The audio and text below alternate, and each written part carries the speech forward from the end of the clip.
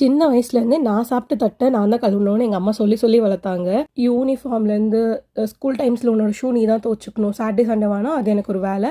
And உன்னோட துணி நீ தான் லாண்ட்ரி போடணும். எல்லாமே சொல்லி சொல்லி வளர்த்து இப்போ எப்படி ஆயிடுச்சுன்னா எங்கள் அம்மா ஊருக்கு போனாலும் எங்கே போனாலுமே நான் வந்து தனியாக மேனேஜ் பண்ணிப்பேன்.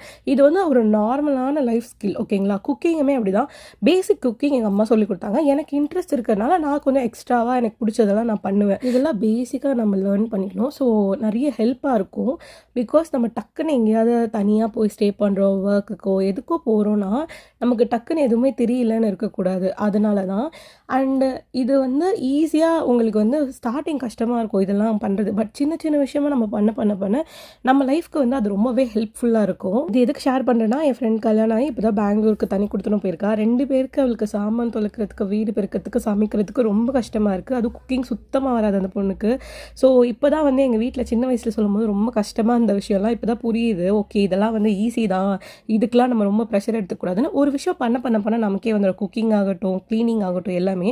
பட் அட்லாஸ்ட் நம்ம வீடு சுத்தமாக இருக்கணும், நம்மளை சுற்றி எல்லா இடமும் ரொம்ப ஆர்கனைஸ்டாக இருந்தால் நம்மளோட மென்டல் பீஸ்க்கு ரொம்பவே சூப்பராக இருக்கும். அண்ட் நெக்ஸ்ட் vlogல பார்க்கலாம்.